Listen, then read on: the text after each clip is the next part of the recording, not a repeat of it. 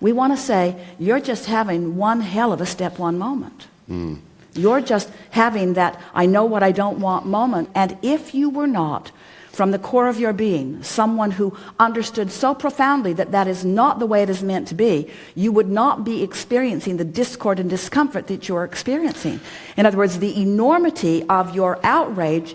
Jerry said to Esther, you are aware of Jerry? Oh yes, I've met you, Esther and Jerry at their house. Jerry said to Esther, he's writing to her nearly every day.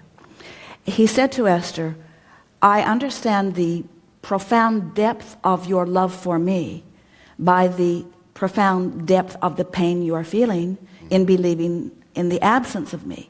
And this is sort of what we'd like to say to you, is that we know of the depth and the power of who you are and what you are really wanting. You are a powerful being who understands well-being at the very depth of your being. And when you focus for a little bit or for a long while, as you have, upon the opposite of that, then it is logical that you would feel in the way that you feel. I've spent a lifetime doing this work. I read clairvoyantly. I could read everybody in this room and they'd go home with a really good piece of information. And I'm sensitive and I see very deeply. And what I see after a lifetime of putting stuff in the vortex is that when is my moment? When is my moment? If you want to take this from the general to the personal, okay.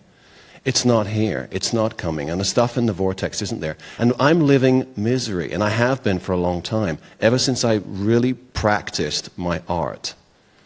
Becoming more sensitive is part curse. Well, your perspective is valid. And we would not for a moment try to talk you out of it. But we do feel in all that you have said here that your desire is different than the reality that you are describing.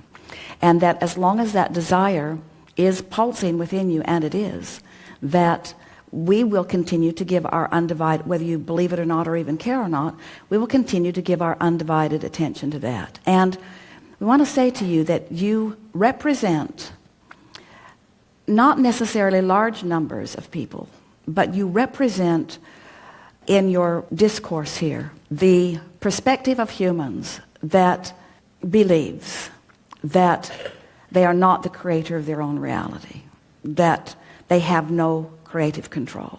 And we want to say clearly to you that you do create your own reality, that you are creating your own reality, and that everyone is not having the experience that you have described.